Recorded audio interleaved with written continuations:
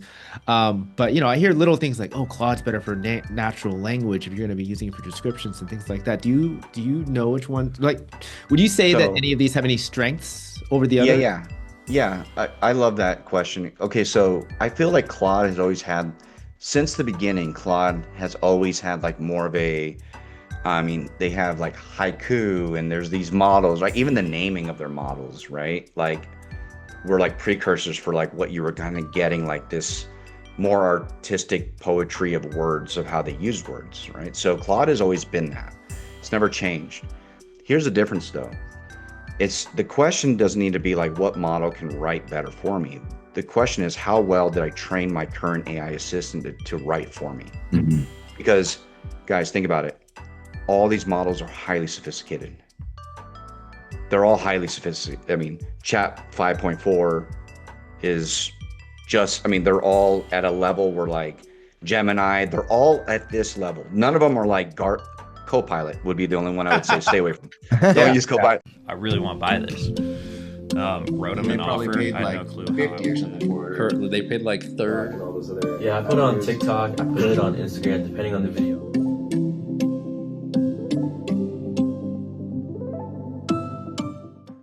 Hey guys, welcome to the Realize Gains podcast. I'm Stephen Tran. And I'm your co-host Jordan Lee, and we're super excited to have Lisa and Alex Mont-Ros here on the show today.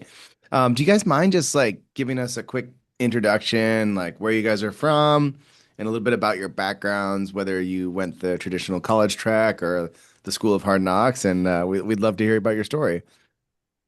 Ladies first. I'm gonna let Lisa kind of prime us. So I'm gonna give you the baton, Lisa. Go for it. The shortened version. Gosh, you asked like that goes back really far, right? Yeah, I mean, Beginning. that's what we're interested in. Yeah. So I took the traditional route after high school and went to college and got a degree in business and marketing. And then I proceeded to Where was bartend that? at University of Montana. Okay. Okay. So you grew And up in then Montana. yeah, I did. And then I moved about a year after I graduated. I moved out to Seattle to get a real job because I was just bartending in Missoula.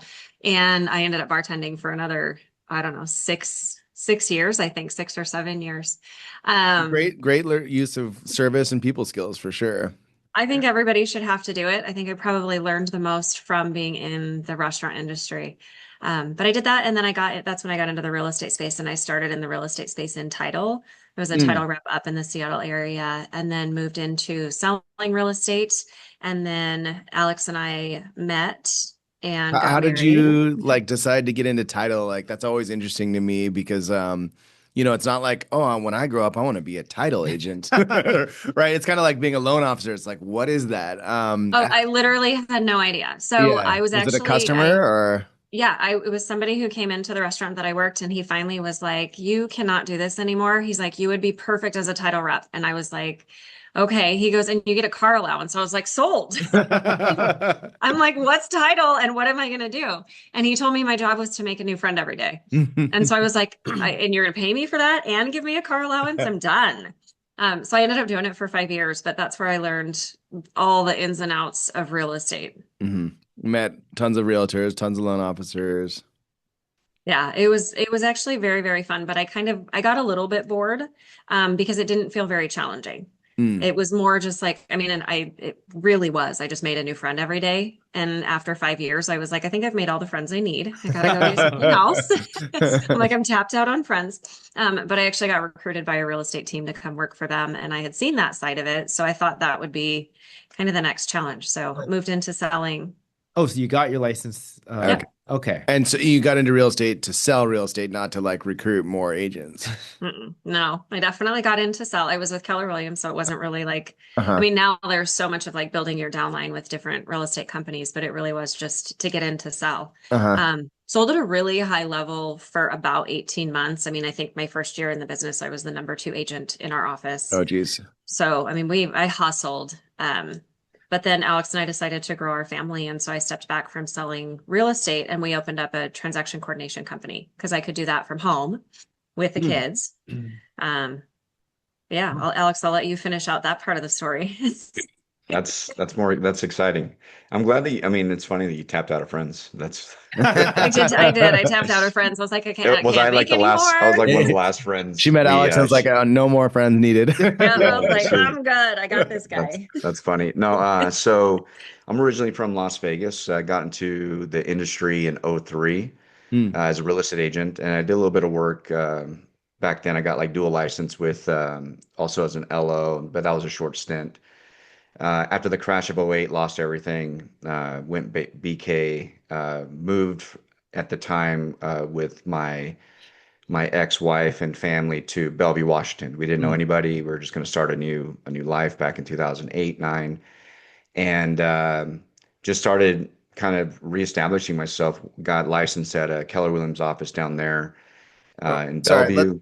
sorry to Yeah, interject, but like let's talk a little bit just briefly yeah, about this lost everything in '08 because we've heard multiple stories, both sides of that. Were you because I know Vegas is one of the markets that got hit really like yeah, more so than other markets, right? hmm Kind of like yeah, in Oregon, one example of our markets was Bend at that time was like more of a second home market and it got hammered. Now it's like a totally different story there because it's more of a 4 year like there's a 4 year college there and people like there's tech jobs and stuff. hmm But it was kind of crazy the difference between there and other spaces. Was that true in Vegas where it was like Vegas was way worse than other places or yeah. It was a very speculative market, right? It was Mhm. the whole Southwest. It wasn't just Vegas. It was all of I mean, Arizona, Mhm. New Mexico, parts of California. I mean, the whole Southwest got obliterated in Mm. the crash. And were you Um, like building or just investing or no, not building, investing, owning, kind Mhm. of thing. But yeah, it was wild. Like even the home that we lived at the time, we had bought it for it was like 460 or 430 or something like that. And within just a few months, it went down to 130,000. Wow. Yeah, so just give you context around like how I mean there was a time where they were stealing the copper out of the people were waking up without AC, and then at night people were just taking copper out of the AC units. Um, it was weird. Even the neighborhood we lived in, which was a brand new community, it was vacant. Like, I don't know, it felt like it had to feel like it was at least 60, 70% vacant. It was weird. It was like a ghost town. crazy? Yeah, it was really, really wild times. Go up to Bellevue and it's like nothing happened. I'm like, it was a really weird Oh, transition that's so because you go up there interesting. and they were complaining about, oh, we lost 10%. And we're like, dude, you guys should be grateful for what you guys are going through here. Like the whole Southwest is just annihilated, Yeah. So I think yeah, it was a the weird mindset. the first house that I bought in Portland, they bought for 240 and I bought it in like '07 or something. And I think I bought it from them in 210 for 210 in 2012. So they lost like 30 grand or something like that. Not like 75% of the value. Yeah. That's Yeah, crazy to think. I mean, yeah, and to your point of like everyone else left the neighborhood. So it's kind of a different mentality of like two or three people were struggling and had to sell or foreclosed or whatever. yeah, yeah. It was just a lot of people were over leveraged and over leveraged and we all know what happened. So it was a collapse of the whole financial markets and we were just I think at the short end of that stick. So it was not good. Did you have to short sale your home, or how did you get out of that situation? No, I went BK. You went It full. wasn't Oh, Yeah, he filed yeah. for sorry, bankruptcy. sorry. Yeah, I just liquidated and Hmm. it was time to start over. It was not I was 26 at the time. I think 26, yeah. It was yeah, early in my early 20s. So I calculated, risk. I was like, man, if the banks are BKing, I think there was a weird stigma for people that short sold versus BK. And it was a really weird mentality to think that if the largest institutions were BKing, that you somehow felt guilty for Right. as a personal person BKing, right? And you would have these conversations with people and they were trying to fight and hold on. And I'm like, dude, you got to cut cord. Like Yeah, it's there's some sort of like repulsion in people to like, oh, but that's actually some people argue that's a cornerstone of our economy is that the ability to have like BK wipe and have a second chance because in other countries that's actually not an option. Like Yeah, you mess up your credit like that and you're kind of done for good. correct. Yeah, yeah. It was so you know, it only took gosh, it was within a couple years, Mm. you know, you're kind of like right back to, you know, picking back up and getting reestablished. So yeah, it was a good lesson in a lot of things. Financially, it was good. It was I think the one thing too that was a blessing that came out of that was the ability to go somewhere where we didn't know anybody in Washington, zero connections, Right. and being able to like reestablish yourself and build was a really I think the key takeaway at least my experience Yeah. being able to go to a whole new city and like just legitimately like stand myself back up and rebuild Especially as a and real estate agent where it's like so much yeah. is dependent on your network, right? Yeah. Yeah. Hmm. So you're moving to a new city, you're starting a new business where you know no one. Can you talk about kind of just getting yourself up and going? Yeah, I mean at that time so it was like gosh it was almost like a perfect storm of things. So I moved with my family at the time was me, my ex-wife, and my two oldest kids now. So we get out there within a year. I'm now going through a divorce. Again, going through losing everything. I'm trying to survive. Like I got to go wait tables at night. I'm doing real estate in the daytime. Um, and that was at least for a couple years, just kind of getting kind of back up and reestablished. In 2012, 2011, 2012, I made I kind of made a pivot and went to the technology space. I went and worked for Verizon Business. Mm. So that Verizon, obviously, they own hundreds of companies, but Verizon Business, they that's the kind of arm of their business where their cloud services, data centers, cybersecurity, and all that. And I didn't know anything about any of this stuff, man. But I had a good friend of mine. I was like, hey, you can come in here and crush it, you know. So I was like, all right, cool. Did that. At this time, Lisa and I were now starting to date, and then we eventually got married and all that. So in 2010 through 12, that same friend of mine, him and I also started, we had our first startup. So this was like my entry into like technology. So Mm. we had a crowdfunding site called Whimsel before it was like a GoFundMe. So we would Okay. fund like local athletes, schools, and all that. And so going For through the like iteration, anything, it could be for yeah, like medical bills. I feel like people use GoFundMe for oh, all. yeah, it could Yeah. have been for that. So I feel like we were a little bit early for our time, like because we Mhm. legit had like the GoFundMe model, but we Right. didn't have financing.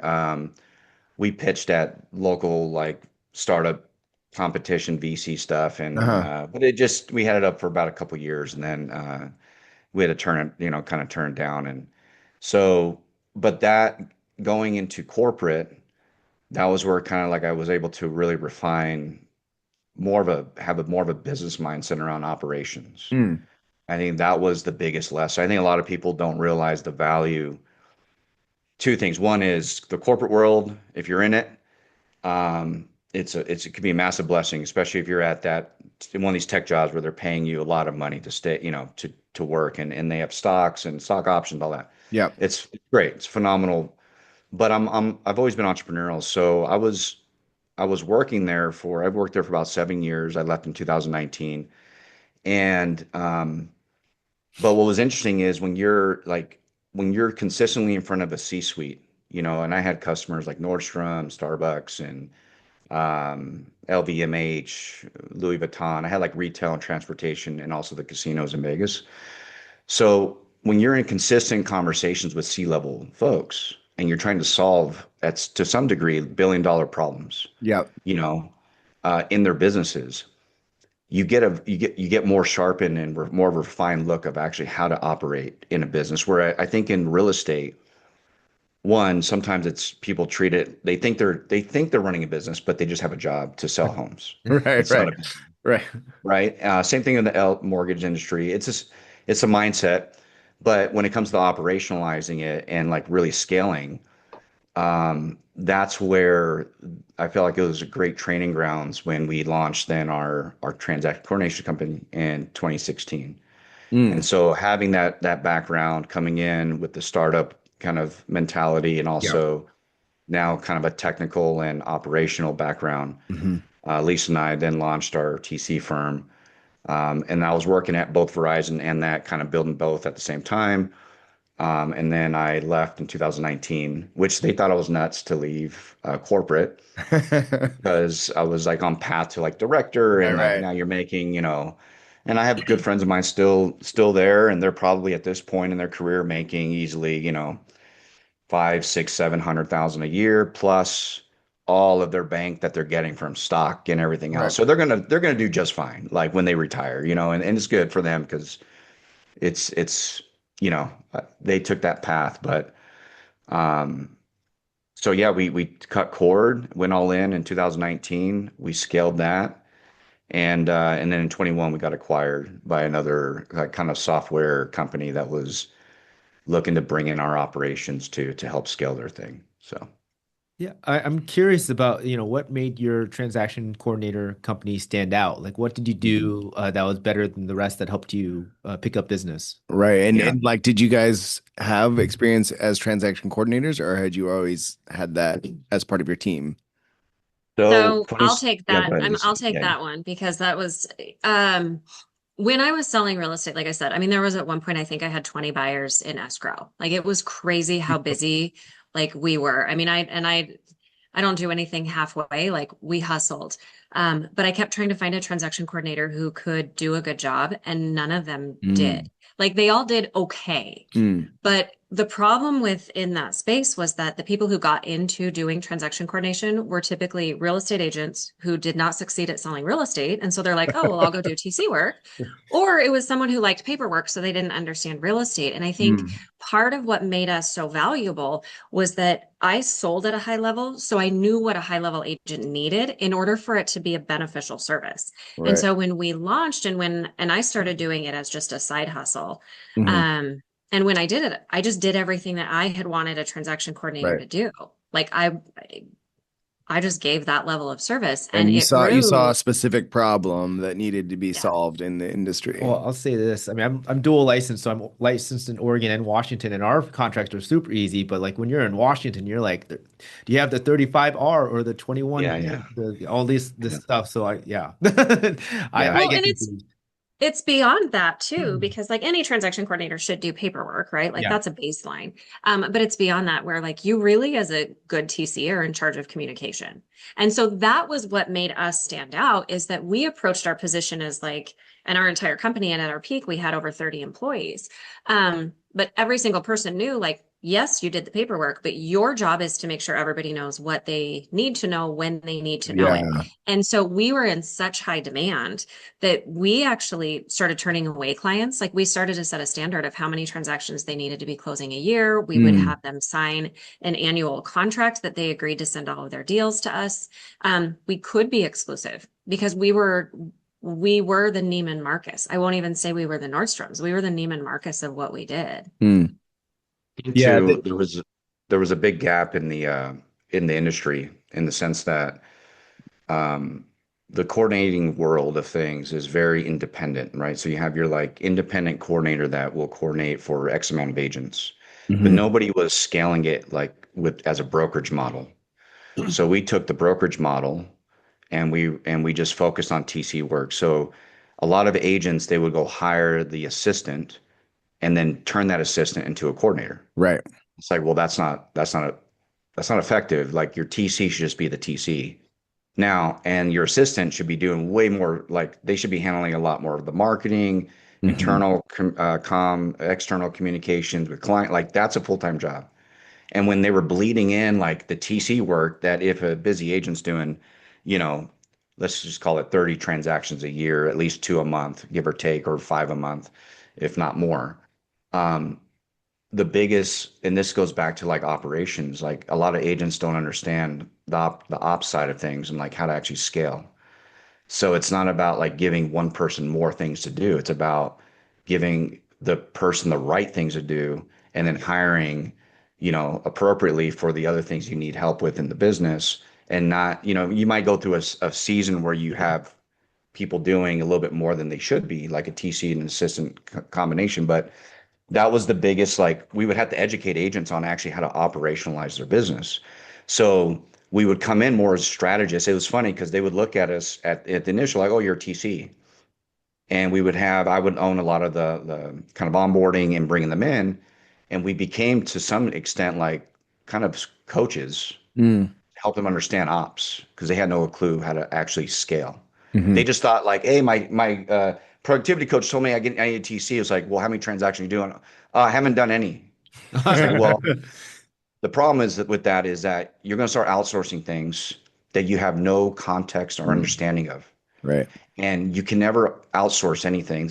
We'll get to AI. This is kind of the same thing with AI. It's like you can't outsource things without your understanding of what it is and so they would want to outsource their first contract. Mm. And it's like, have you ever even gone through a process to even know Right. what good and bad looks like? You should probably have at least 5 or 10 under your belt before, and you're not busy enough, even if it costs a couple $100. Right. Like take the time, understand. So then when you do go hire a coordinator or whoever, you know your processes and you can actually guide and guide that new team member, employee, whatever, to be more effective in your business. And that was a big, I think, differentiators when we came into the market. We helped agents understand how to effectively operationalize better than they were before they came to us, with multiple team members and all sorts of things. So it was, yeah, it was good. It was a good ride That's a and great point. got Like out. how important it is to be able to know. It's like before you get a property manager and to take care of all your stuff, it might be worth it to manage one property At yourself. least Yeah. one. At least Yeah, one. at least You know what I one. So mean? So you don't get Yeah. I don't know how to say it without saying bad words, but well, I mean, it's just so like, getting ripped off yeah, basically. that's Yeah. part of it. And just like also just knowing like when you're talking with them, when you're hiring somebody, just like knowing Well, what value they're adding. what value Yeah. they're Yep. adding. 100%. There you go, man. Like that's have you ever by the way, have you guys ever done like hired ads out to an agency like to do ads? Maybe he had I mean, your team's done Zillow. we've done Zillow, we've done Yeah. ads. I Okay. used to work in marketing myself, so Okay. yeah. So perfect example, right? So you'll have people that I'm just using this, no shade on anybody that does ads, Yep. agencies out there. I get it. But think about it. If you've never ran an ad and you go hire an ad agency and they can tell you anything they want, right? Right. You sign up, hey, it's 3 grand a month, 5 grand, whatever. And then the ads don't work. They're not hitting, right? They're not converting. They come to you on the weekly or monthly call and they say, hey, let's look at our funnels. Let's look at everything. They can legitimately tell you whatever they want to tell you. Right.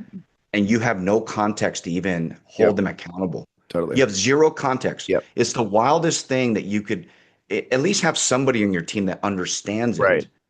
You And got that's to the at least same try thing doing in real, Google ads dude, it's the yourself first, same. right? Yeah. It's the same thing in any business, right? And that's Yeah. where I think the miss is for a lot of people when they're trying to scale anything or try to run a business is like you got to be careful you outsource out if especially if you have no context or knowledge of what the actual role is and what the benefits should look like from that person you're going to go delegate the work to. Yeah, they might be You know, robbing you blind. they 100% could, and if you can't hold them accountable, for how long are you going to keep footing that bill? And every time you get to the call, hey, let's change the headline and give it 6 weeks.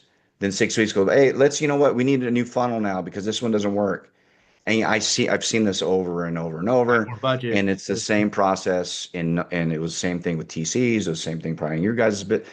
You got to at least have some awareness and understanding of what you're delegating. You have to, you know. And so you mentioned you built the business out of a problem that you found in your own business, which I think is always the best way to build a new business, right? Out of a need. Um, Help us understand, like, were you originally planning on having a business that you were going to monetize or sell and have an equity payout, or were you just planning on having that as your business? It's funny. We actually almost 5 years to the day. 420 was our inception. Hmm. When did we sell? Lisa, was it 420? 4:30. Wow. 430. We closed on So 4:30, so it 420. was almost We would always have fun with that day every anniversary, but not no, not in any other way that's uh, not right. But anyway, we had a 5 year plan. We wanted to either scale it to the point where we can get investment Hmm. and then maybe even scale it to something more national, which we were Okay. already doing it in multiple states at the time. Oh wow. So Um, you extended beyond your local market. yeah, You had brought yeah, it to yeah, other states. Okay. yeah. But we were always with the intention of selling, Okay. So like in the to beginning, selling. you Yeah, had planned on, and yeah, that's it. So that's an interesting thing, right? Because when we think about real estate agents, we think about them having their sphere and this book of business that's not, you can't really monetize it in the same way that like a insurance agent you can kind of sell your book, or a financial advisor you can. Whereas a property management group, or in your case, a transaction coordinator firm, it is something that you were able to sell, and you kind of recognize that up front. What were some of the like metrics or things that changed and influenced the way that you built your business with the intention of selling it for a profit? yeah. The goal was at the time. I think. Well, I don't know, Lisa. I don't know if you have other thoughts on this, but I think when we were thinking about like what the metrics were at the time, it was like pure. It was purely revenue driven, Mm. and we wanted to get a multiple. Um, and it's hard in the service-based business. When we sold, we were already working on integrating like not AI, but technology into like our process. We were building out we were actually before the acquisition in the middle of starting the build of like our own platform per se, Oh, right? like a So proprietary system that you yeah, because like we wanted to like get, software deck, at the basically. time, whatever to get 2x, 3x, mm, you know, you're it's a service-based company, but we also had a lot of different things that we had contracts in place. We had we had all of the systems, the processes. We had everything structured in a way that was at least going to be able to get us to what we were hoping for, like a 3 to 4x. And what is And that? Can you yeah, explain for our listeners what that means? yeah, like in like valuation, right? Hmm. So depending on how the company's evaluated, the valuation of it, is, EBITDA or revenue, and then you have, multiples, right? So if your revenue example is $1 million, And we're talking about just can you get gross 4x your revenue, revenue. right? Or Yeah. whatever, you know what I mean? So depends on how they're going to look at it when you're going for the sell Hmm. of the asset. And we did an asset sell at the time. So anyway, our goal was purely revenue, and then we were going to integrate technology because we wanted, at the time, we were being advised like, hey, this is where we can hopefully get to that 10x Mm. if we start to implement technology into like the overarching strategy and the proprietary nature of like what the tool could do for us that it couldn't do for another style of business. And we were competing. If we were evaluating us, it's, you got VA firms that are, virtual too. You got to, it wasn't just, there was no other TC firms, so you couldn't Oh, really comp us. that's There was interesting. my outdesk, I guess, but they're in the they're like in the Philippines, and so it was a really interesting kind of like evaluation of like how do you value this thing that's it's a service-based company. Um, so anyway, our goal was purely like drive the revenue up, and we were um, keeping the margins obviously healthy, Hmm. and then going off of like revenue, kind of three, four. The goal is to get to a 10x at a certain time. But in 21, after 2020 and COVID, we started seeing also like this tanking of like services, right? You also had companies now implementing different policies. EXP or these other companies were like starting to say, hey, if you're going to do business, if you're going to outsource your TC work, it has to be in-house. Hmm. So we started seeing a trend of like, so I think we got out at the right time. We got at kind of the peak where now with AI, this stuff's going to be fully automated. If not, it already can be automated TC work fully Interesting. from A to Z. It doesn't need, you actually don't need a TC right now. Hmm. There are still TCs because agents are, there's still that comfort of having a person doing that for you. Yeah. But I think in the next 2 years, TCs they're just they gotta repurpose themselves and be add value in other ways, you know. Gotcha. So, you were talking about AI and, integrating, technology into your platform. Well, now you can kind of talk about what your current business is. I would love to learn a Yeah. little bit more about that transition into like, okay, now we're going to be consultants on technology and AI. Yeah. So when we transitioned out, we had a 2-year period. At the time, it was kind of weird because it was a little bit of identity crisis, I would say, Lisa. We Mhm. kind It's of a didn't know what we massive wanted to do. identity crisis. Yeah, we didn't You know didn't what want to we just wanted to retire do. after your buyout, huh? No, it wasn't that. It wasn't FU money, but it was good. It was good. So, um, but at the same time, I think we tried a few things. One was we launched like a family. We have a blended family of 5 kids. Uh-huh. So, we've gone through the good, the bad, all that of raising kids and family and marriage. And so we launched actually like a coaching kind of for parenting and for Oh, families and uh-huh. stuff. We launched a family planner meeting book that we were like was part of like our offer, and we were very embedded in the digital marketing world too, where like ClickFunnels. I don't know if you guys are familiar with Mhm. ClickFunnels or not, but we were in that world for many years. And so what's interesting, what we learned about that is that everybody wants a better family, but nobody wants to pay money for that. So everybody wants better, but if you tell people how to make money, they'll drop coin Right, right. they'll pay you for that. You know what I mean? Yeah. But they won't pay you for like the greatest asset, which is their family. They won't pay you to like help them be better parents or whatever. So, and it's fine. So we did that.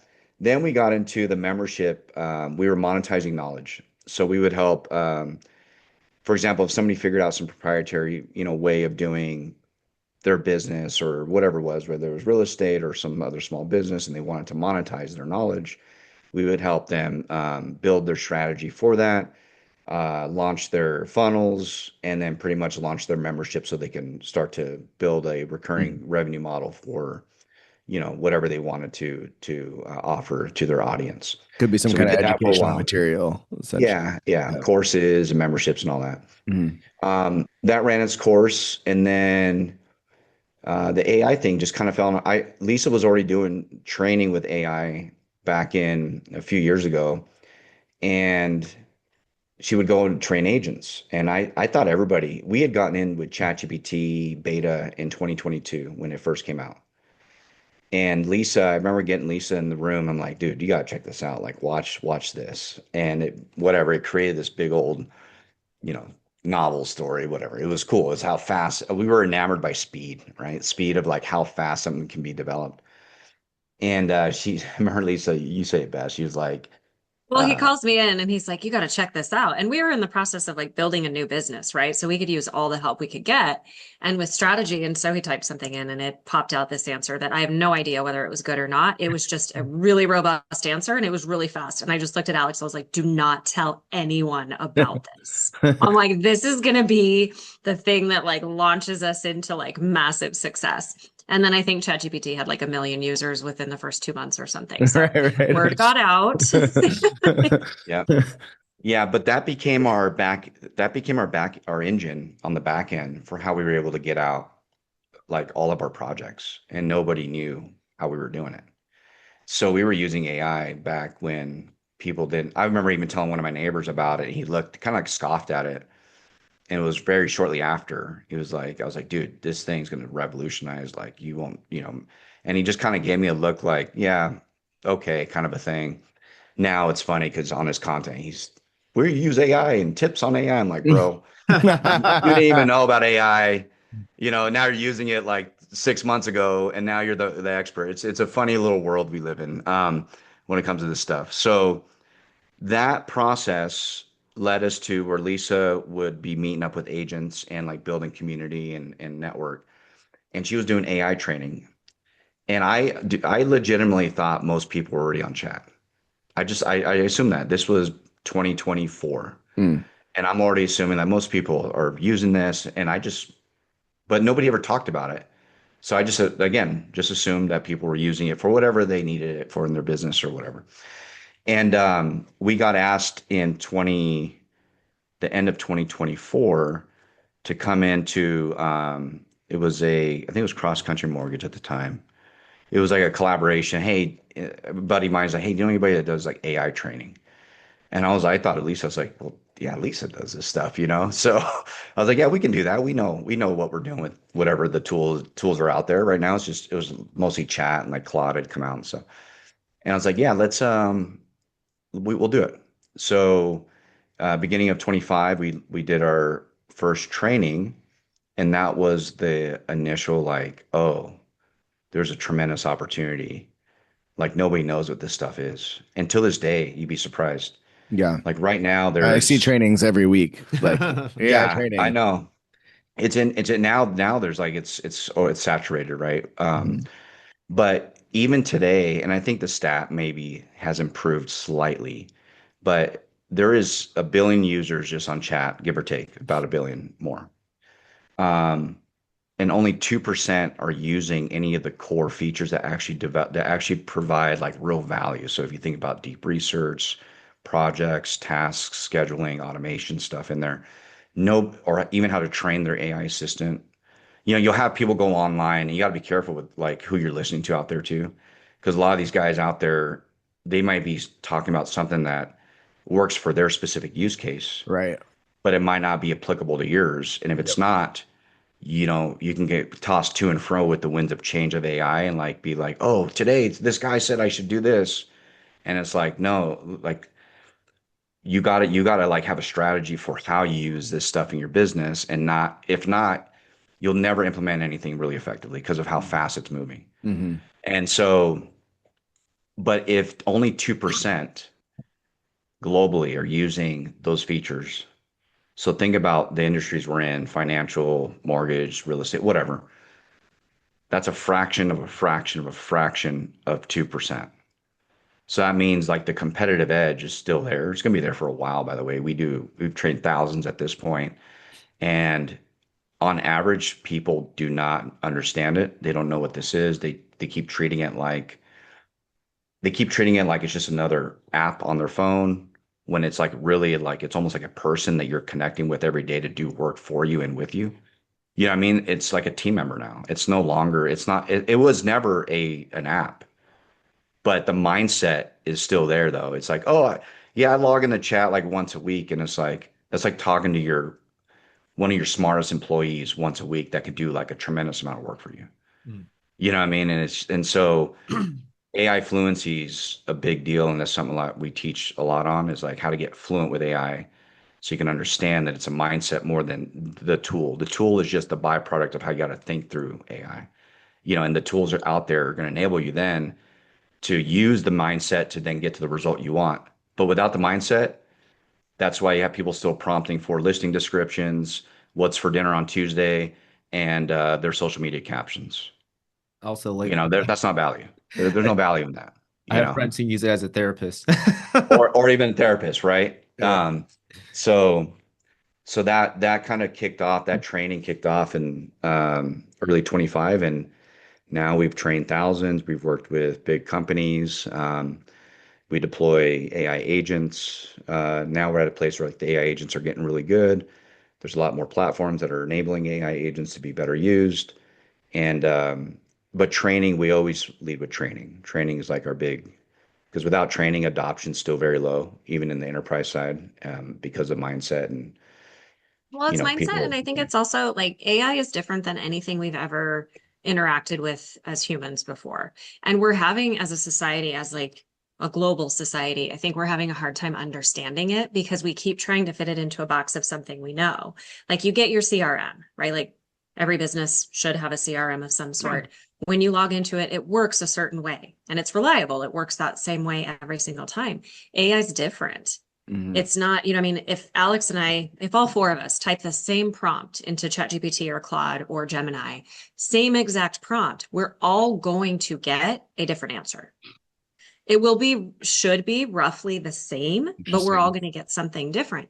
And so And is that this is, because of what we've previously put into AI that it feeds us a different so answer, somewhat, or but is it's it like beta generative. testing us? It's generative, right? So it's not like you're not typing like, and this is exactly like my point. Thank you for proving it too, because this is why it's hard to understand because we're used to, if you go on Google and you type something in, you get a list of websites and you go Yep. through and you read those.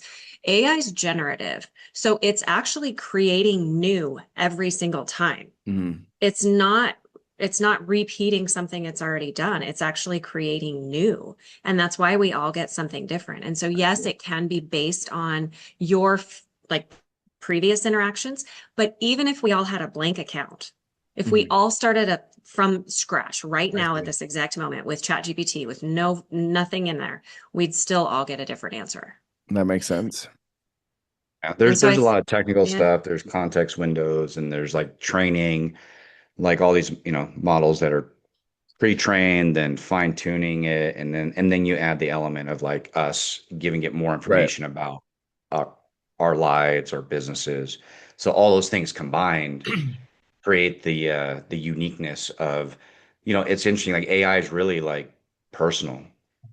It really is personal to the user, and the more they use it, it becomes more personalized. So like at this point, everybody has in essence like a personal AI assistant in their pocket or multiple. Um, and now with Open Claw and all these other stuff, it's like elevating it more. Like now it's gonna be able to do more for you, from like and take more agency over your business, your tasks, your life, and just be able to run and go do things for you that without you having to prompt it or um, needing to like kickstart the engine per se, right? Yeah, remember Uh, the context of about you because I use it for my yeah, YouTube descriptions, things like yeah, that. Like, hey, create a YouTube description for this video I just did, and it'll remember yeah, like my contact info and all this stuff. correct. It'll automatically do it. I did have questions about, you said agents are no, not AI agents, but actual agents or businesses and people are just using it for listing descriptions and Yeah, very simple things. What kind of things are you training them to use it for to make their businesses better? yeah. So for it starts with process. So we always ask business owners like one, do they have their processes documented? And by the way, if we're in a room of 100, legitimately, like we'll have maybe four or five hands go up. So nobody has standard operating procedures. Mhm. And so if you don't have standard operating procedures, it's really hard to understand the use case for the business for the Mhm. actual outcome that you want for AI to do. Because if it's always in your head and you're like, hey, I wanted to do something like if I gave it a document, if I gave an AI assistant, chat, Claude, Gemini, whatever, I gave it a standard operating procedure and said, hey, I want you to dissect this and I want you to help me understand how you could be a part of this process so I don't have to do X, Y, and Z part. Right. So the goal is first, it's like, what is the processes? What do the processes look like for that person? If they don't have those organized, then we lead them into a process that's like, okay, no, let's start to standardize all your operations. Like, let's get them documented so we can understand where are the bottlenecks? Mhm. Where's the human in the way right now that AI can come into? So it can be everything from operational, right, to administrative, Mm. to client care, to lead generation. Everybody always goes to lead gen first, and we also think that's not the right approach. The right approach is you got to clean house first internally. So the faster you get all that cleaned up internally with how you use AI. So if I have a system for onboarding clients or my listing presentations or comps, whatever it is, right? And I have a flow for how these things work and I understand it very well. I probably want AI support to get me to 80% down the road or maybe 100, depends, so that I can get time back to focus on lead generation. The more I get this stuff off my plate, the more I can focus on like processes for what's going to generate more business. Then I can look at here and okay, what's been operationalized on this side, the growth side. Once I understand that, then I can start developing structure and a plan to be like, okay, now look at my processes and where can AI be enabled here to actually get me time back to focus on generating more business or have AI be part of like qualifying leads, all that type of stuff, right? So it's like a Dang. two-pronged approach. You got internal, operational, administrative first, and then you go to the growth side. So we always take a step back. We're strategists first. We want to understand strategy, not just winging it. Because if you wing it, you lose time and energy with how fast this is moving. You have to actually take a step back, understand your strategy, then start deploying AI in a very effective way that can future-proof your business and not make it where like you're always chasing the next thing. You can actually future-proof it and then be able to inject solutions very easily into the strategy. That's interesting, and it makes me have a very specific question, maybe to create an example here. So, Yeah. as a loan officer, for example, I just got a contract in, a new contract in again, and typically when I get a new contract, there's specific things that I go through, right? I look through the contract, I find when the closing date is, how much the seller credits are, which to your Mhm. point of having a good transaction coordinator, these things Yeah. typically you know we're going to have a good transaction when you have a transaction coordinator that tells you all those things you need. Anyway, often it's not there. I have to like, whatever. Let's say there's 40 data points that I need to find in this contract, and every state has a different contract. So theoretically, it's based on what you're telling me. It sounds like if I trained an AI like, hey, these are all the data points I need from a contract. Can you review this contract and give them to me? Yes, correct. So yeah, that Theoretically, it would could spit be it out in a way that I don't have to look at it, but I yeah, have it on a sheet and then I can put it into my file as I'm correct. like probably Mhm. it So can't go into my software and fill that out, but right. Well, yeah, it can, but that would be more advanced, right? So on the basic level, like you nailed it. If you know you have 40 steps yeah. or 40, like a 40 checkpoint, Hmm. whatever, right? Hmm. Document, you know that. And then you understand like, okay, these are the fields. You can then even vet it, right? To be like, ooh, that didn't look right. You can actually like process. That's why process is so important to have it documented so you know what you're looking at. Hmm. Because if you don't know what you're looking at when it spits it out, it's really hard to then vet to be like, did it hallucinate on me?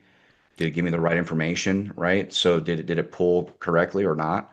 So that 40 step process given to an AI assistant that's trained in chat, for example, if you created like a project, you can train the project in, as a feature to actually to just do that one process as a processor or coordinator, Hmm. whatever on the lending side, to do it effectively every single time a very specific way. Once that's completed, you can do other things with that, right? And there's other Right. tools. So if you go into Claude, for example, or Manus, they have a Hmm. thing called skills. Hmm. So when you do it once, you can create a skill. That skill, think of it like it's a memory that creates the process for you, right? So it's a memory, and you can call upon that memory every single time to do the process Oh, the interesting. same way every single time without missing, right? So if you have that skill built and you're like, hey, I'm going to now do this, let's say it's a one pager, right? With like the key dates, all that. The next step is design. Like, do I want this to be customer facing? Right. Can I make it Right. pretty to send to my real estate agents Yeah, like, right. hey, here's all the info that I gleaned from your Yeah, contract, just real quick. Does this sound right? correct. Um, So now you have that. And then the next step would be like, now I want to implement automation. hmm. So AI's logic, think of AI's logic, the brains, and then Hmm. automation is the tool that's connecting other things, right? So I would take that and then I say, okay, great. Hey, I want this to be branded in a presentable way that I can actually share with a client. And I'm going to go use a tool. Let's say I use a Gamma or whatever. I go use one of these other tools out there that can design. So then I make an automation and a connection that says, take this output, spit it into here, organize it, make sure it's going to be appropriately, on brand, on tone.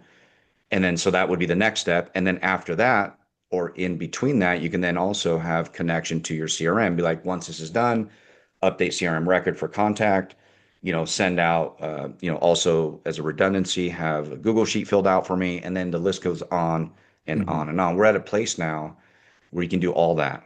That's cool. Where like it can connect to your tools. You can automate when emails are going to go out based off of like, let's say you have in that 40 checkpoint list, whatever, you have 5 emails that have to go out to both clients, Yeah. agents, and whoever. Right. Then the next step is like, hey, when these things happen, they're calendared out, email goes out, and before you know it, you have fully automated the whole process.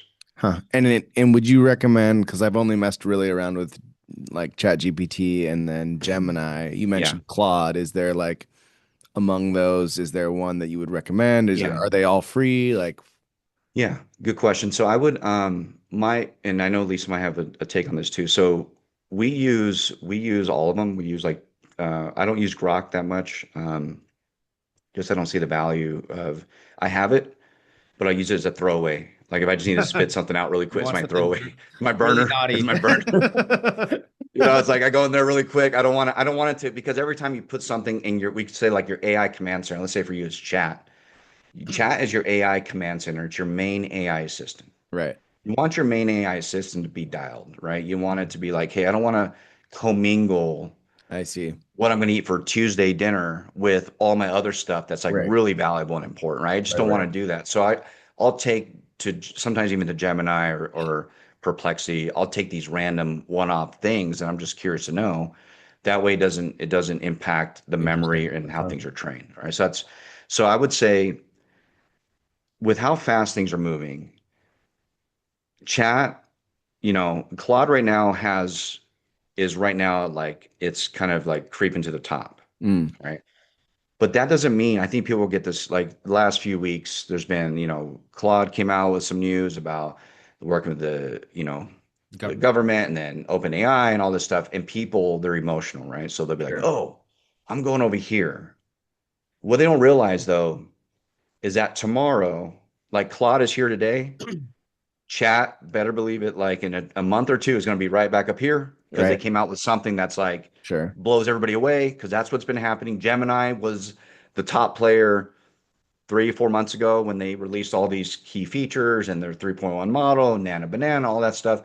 Then they became the top, and then it goes to Claude, then it's chats. Like everybody's fighting to stay at the top. So it's not a matter of like if it's one or the other. I think of it more like an orchestration of AI employees that you're going to use, AI Mm. assistants. They all Maybe have their keep one place. of them for like say your mortgage and then use one of the 100%. other one for like family trips or like whatever Yeah. else it is. Just keep them kind Yeah. of I mean, Yeah. And you can organize even in chat, like your projects to have your family personal. You can do that. Like in your chat, you can do all that. I'm not saying like, I don't usually will look for like a dinner spot in chat just because I don't want it to like clog up any of my feed. So that I will go to Grok for something like, hey, where should I go in this city for food, right? Or gonna tell whatever. you the strip clubs. But yeah, or strip clubs. There you go. yeah. No, no, Yeah. oh, it's So Not in a just different rock. system. So Just what I would say, I guess yeah. I have I mean, a similar take, but slightly yeah. different, is that most people, kind of like Alex mentioned, are still really beginner users of Yep. AI, even if they've been in chat for a couple of years and they're like, I know chat. Yeah. My advice, I think, when it comes to AI is that if you are not an everyday user and in like mine is open all the time. I'm in there my entire workday, I'm using AI. Most people are popping in and out of there just for one use case. What I would say is stick with where you are and learn it, Mm. because most people don't even know what it's capable of. We've taught classes in particular on ChatGPT, and we had one guy stand up in a class one time and he's like, I know ChatGPT. What's the next thing? Well, halfway through the class, come to find out he's not even paying for the plus. So he didn't even have access to all of what Mhm. ChatGPT has to offer. And so my advice would be learn the system that you're in, get fluent on it, because once you do, that knowledge transfers over to every Does. other platform out Mhm. there. Yeah. So if you can master I ChatGPT, see. then when you open up Claude, you're like, oh, I get this. Yeah. Yeah. Instead of trying to, and I compare it to learning languages, right? Like as an adult, it'd be crazy to go learn three new languages at the same time. Your brain couldn't do it. Like you couldn't. I mean, your brain would just explode. Learn one, like if you learn one of the Latin languages, then you can learn the other ones. They're very easy because you already understand the Yeah. foundation. So same thing with I AI. see. Yeah, I was Yeah. gonna say. Oh, Yeah. go ahead. Go ahead. No, no, I was go gonna, ahead. I was gonna say. I mean, I think I'm a pretty advanced AI user. Who knows?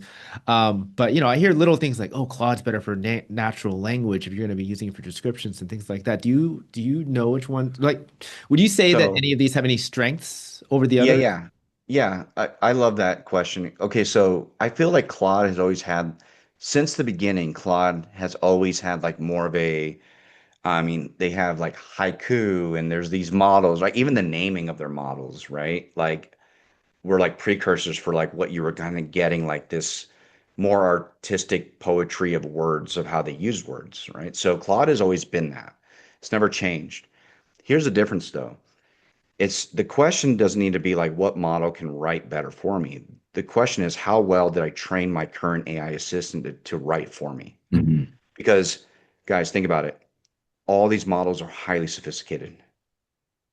They're all highly sophisticated. I mean, Chat 5.4 is just, I mean, they're all at a level where like Gemini, they're all at this level. None of them are like Copilot would be the only one I would say stay away from. Don't Yeah, use Copilot. They never caught up. It's weird, or Siri or Apple. Like they're done. Like you got Meta. Gemini, Claude, Chat. Perplexity's trying to stay in there. I don't really know what the value of Perplexity is. I know a lot of people love it. I think Perplexity is good for write if you're going to write and use Perplexity because they have maybe a good robust ability to like go and research. But again, all these tools can do that. So I think the question is if you go into Chat today and you go into Claude, the same, and you put the same prompt to write you like your YouTube descriptions, and you see the output, the question needs to be like, well, how well did I train one versus the other? If they're not both trained, and training is not just using it, that's part of it, but there's back end settings that you have to make sure that are fully trained and customized. Um, if you're in a project versus like just in an open chat, memory matters too, right? How much memory? Chat held the Chat held like they were like the king of the hill for they still might be from a context window. The reason why chat was so good for so long and it's still good is it had a large context window, so it was able to grow with you over a long period of time. Where like all the other tools they didn't have like this memory. They had memory issues. Mm. Have you ever like gone into a chat and you're chatting there for a while and it starts to lose like goes off the rails a little bit, starts to forget, or it's like looping, like giving you Yeah. weird Right, information. like I already Okay. told you the answer to this. Like, Yeah, right. So the longer you're in a thread, you're using up the context window, like the tokens that are specifically tied to that thread. hmm, And so, if you don't know that, you just assume like it's not good. Well, if I know that chat has a window like this and Gemini has a window like this, I might go use them for different reasons and for different purposes. But if I train them all very similar the same way, and I'm going to go write something for YouTube, um, you know, I would say that Claude, yes, but it doesn't mean that Chat can't do it or Gemini. You just have to train the model on how you want things written. Because I have an AI, you like a newsletter train like how to write our newsletter, and it's in Chat and it does a phenomenal job, and it's exactly the way we want it. Yeah, because I think there's a lot of complaint about like, oh, that was clearly written by AI. That looks like Yeah, well, I don't know what the phrase is, but it looks like there's that like like the M long M dashes. Yeah, dashes, and yeah, yeah. it's yeah, very yeah, corny. Lots of yeah, Or emojis, you and feel like yeah. you've read this friggin' article a million times. It's like, yeah, I just read that. Thanks. Like, Yeah, yeah, yeah. And that's because it's an untrained environment. hmm, When you train the environment on the back end to act specifically a certain way with guidance and context, you can get the output you want. But most people don't know that. So that's why they're always like tossed to the next thing because they go over to a Claude, but they don't really know why they're with Claude outside of like it writes a little bit better. Now, Claude is very powerful and does amazing things. I love Claude. But if your only reason to going for another tool and paying the money, the subscription is because it writes better, you need to ask yourself the question is like, how well do I understand AI and can I train any system to write it the way I want? And the reality is, once you understand a little bit more, the tools matter, but they start to matter less because they're so good. All the tools are good. They're all really good right now. So it's just a matter of like, how well can you train it and know how to train it? and it sounds to me like whichever route you go, you're probably gonna have to pay for the subscription to actually get things that will make your life easier. Like if you want to Yeah. upload a 30-page document and have it look at it, you kind of have to be paying for it. Is that what I'm hearing? Yeah, yeah. If you're, Gemini, they're all the $20, right? Hmm. So I would, yeah, anybody that's like kind of like thinking about what tools to use, I would say like, obviously Chat, Claude, pay the $20. It's good. And Gemini. Gemini is awesome because it sits in your environment of everything G Suite. So if you're using a G Suite, Right. If you're it's already like using having an Google AI Sheets, agent Google that sits Docs, yeah. inside and can Hmm. and can do a lot inside of your environment. Whereas like Chat and Claude and all these other tools, you have to integrate into those systems, right? So something that's already embedded, and I would say for Microsoft users, Copilot, that's the power of having Copilot inside of it can go do stuff in Excel for you, Right. PowerPoint, but it's just they got the crumbs of like all the other OpenAI models and they never It's It's Microsoft. surprising to me that they never kind of took off, you know, as much as I think people thought they were going to. It's Microsoft. I don't Yeah, yeah, know. I don't know, just true, I have true. my own feelings about that, but Yeah, oh, I did have one more question just about sure. PII, personal identifiable information. I know there's been a lot of fear about like uploading contracts or Yep. things with people's names on it and things. Can you talk about like what are your thoughts Yeah, on what's the legality behind that even? Yeah, yeah, yeah. legality, just thoughts in general about how you feel about that? So I would say this. I think the if you've been using email and sending emails out with PII, it's already exposed to some extent, right? So what's different if I send an email and it hits a server at Microsoft or Google, Right. and then I put the same thing in AI and it hits a server at OpenAI or Google. What's the what is the difference? I'm not discounting because I do think there's challenges in industries and policies, right? Depends on policy. Hmm. But one thing everybody needs to do is on the backend settings of all AI assistants you use, chat and all that, you go to the backend settings, go to data controls, and you want to toggle off training the model for everybody. You want to toggle that off. Because if you don't, every time you're using it, you're training the model on the very things that you're giving it. And it's not to say that somebody would ever come up and say, hey, Stephen Tran and Alex, they're working on this business idea. It's never going to give you specifics, but we had an issue where we have right now we're patent pending on a project or on an idea we're building.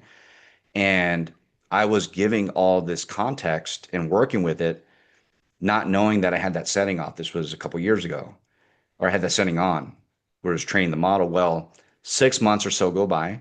I'm using another tool, and all of a sudden, this idea is popping into my like thread, and I'm working on something totally different. So I was training the model to give it context around like everything that I'm building, not realizing that I was training it for that. Mm, That's why it's been free. That's why it's been a free service, is because we've been we're the ones training it. That's why right. billing users, we've been the one training it. Makes So sense. I would say, and if you're going to do anything, you know, keep, um, you know, personal information, you know, you may want to like redact it and then like at least get the baseline of like what you want the output to be and then re-inject whatever, you know, redacted names, stuff like that, you know, financial.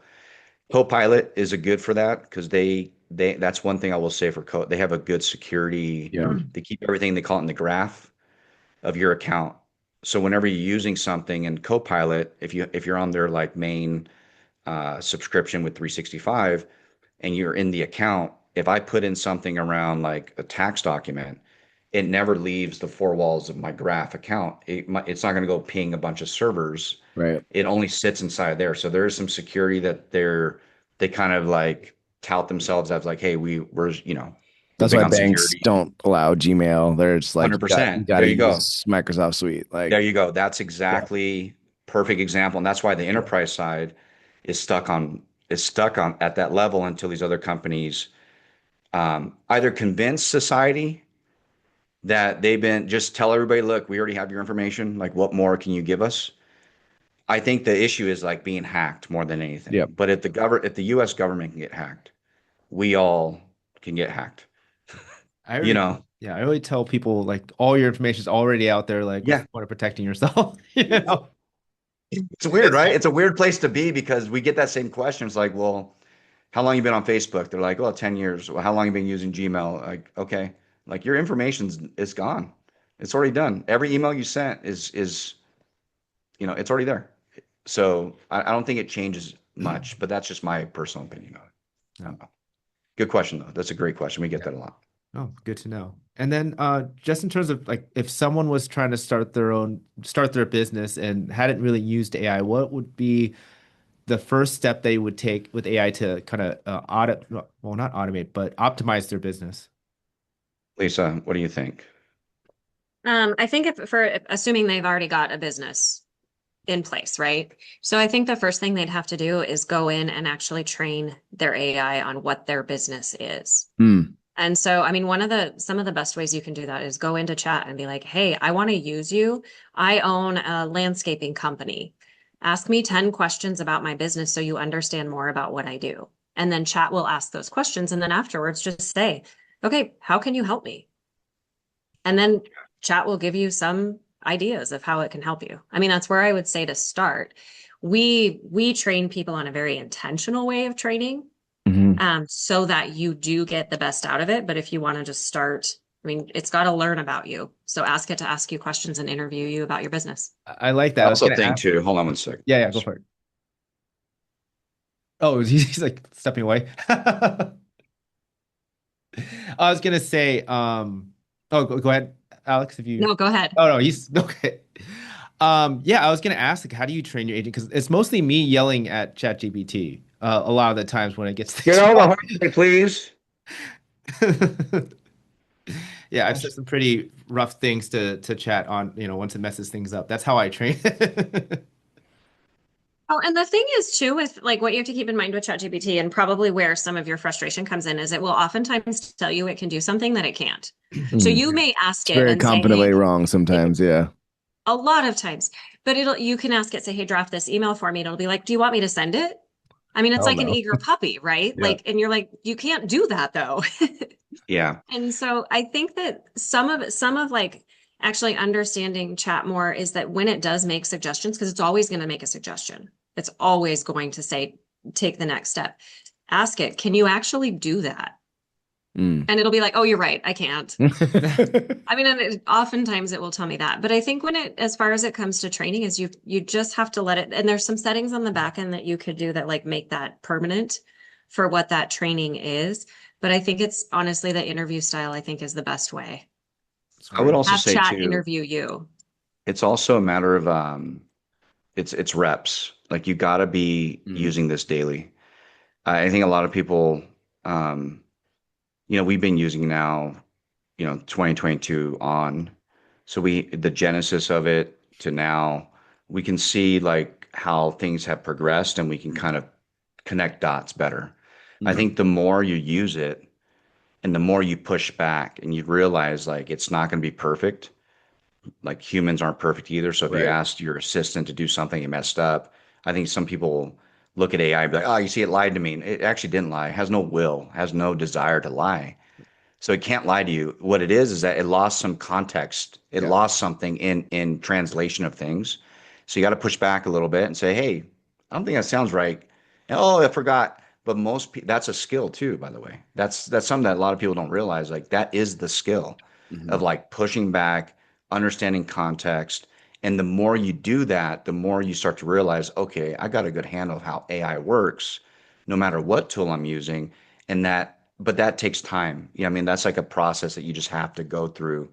It's really hard to like train somebody on that when they're using AI for very specific use cases every day, different use cases. You know what I mean? That for one thing, it might work very well to push back. For others, it's like I hit a roadblock here. I got to like reset and think through what this actual solution needs to look like now using AI, and let me like rethink my strategy again. So it's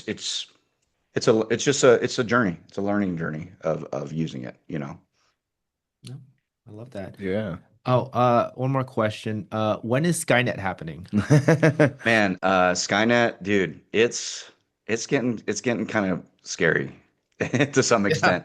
I don't think I mean, I heard we're it's we're being used in the current Iranian conflict, right? So yeah, you yeah. could I make mean, the argument that Anthropic, it, right? it has Anthropic already been used it. responsible. Yeah, Yeah. Yeah. Anthropic used it to they used Anthropic to get Maduro out. They use like I mean, this stuff's being used, right? So I think that on the optimistic side of things, nobody has an answer, which is really weird to me. These are the very guys that are building this stuff, and they're like, "Oh, we don't know what's going to happen with it." It's like, well, why are we still building this? Like, it's a weird world we live in that you guys are building the very thing that you have no clue where it's going to be or go.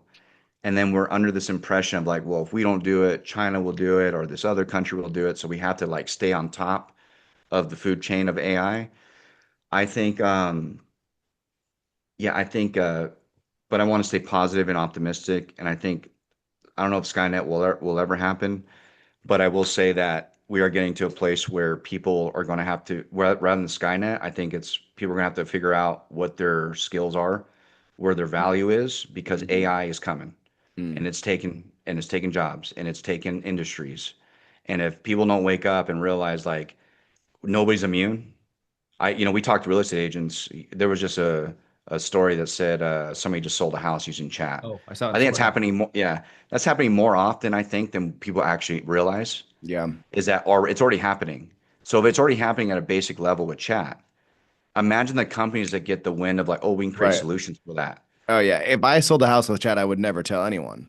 You know Right. what I mean? Yeah. I Yeah, wouldn't want anyone to know. yeah, You still need to run a business. Yeah. yeah, yeah, yeah. Well, and also like exactly. Yeah. You don't want it to feel like you just did nothing, you know? Yeah, yeah, exactly. So I think that the question is like, where's my value? Like, how do I add value to the people I'm going to serve, and how do I keep increasing my skills with AI so I can stay relevant? I think the Skynet is like that's the Skynet we're up against is like us losing Mm. our Yeah, jobs. I'm scared because I'm a former software engineer, and my software engineer Oh, friends who are building okay. these platforms are losing their jobs. I mean, that's coding. Yeah. That's like, Yeah, the very yeah. base of that. So, I mean, they always say, "Oh, AI is not going to take away the personal touch of, of humans and emotions." But I'm like, I don't know. They'll find a way if they can take away software engineers' jobs. Have you messed around with like Claude Code or anything like that, or like any of I those messed around tools? with the API for ChatGPT like maybe like a year or Okay. two ago, but yeah. Yeah. Now I'm Man, just like, dude, you would crush it, dude, with your background. You seriously would, you guys got to start building some stuff, man. Like I know. you, you're probably like, I yeah, mean, we are. all my engineers are trying. Let's just say all my engineering Yeah. friends are trying to do something with AI, AI this, AI that. Yeah, The I AI, know. fix for walking dogs or there's I there's think the most important thing right now is don't bury your head in the sand. Mm. Like get into AI, figure out how to use it because you're gonna have to now. I mean, like we have a 9 and 11-year-old are our two youngest, and we're teaching them how to use it. Like our Mm. 11-year-old is writing songs and doing different things with ChatGPT. Our 9-year-old built a video game with Mm. Lovable.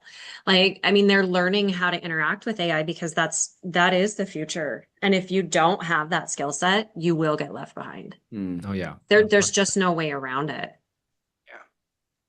Oh, Or you go plumbing, be a plumber, which is, by the way, all the trades are coming back. I mean, Yeah. the robots China's got like kung fu fighting robots right now. I I'm sure they know can it's get. crazy. My argument is that until there's a robot that can fold your laundry for you after the dryer, like I'm They, not gonna take a they do robot have those. seriously. They have No, machines. they don't. You can't buy one. Go buy one. If they There's a had those, video we of would one of all. those. If they had They're those, we would all have one. If you Like can They just afford don't it. work right yet. exactly, they don't work. Yeah, I mean, They don't worry. if that was available for the everyday consumer, everyone would have one. Yeah, If it's affordable, that's the thing. I mean, if it that's was the Yeah. like, thing.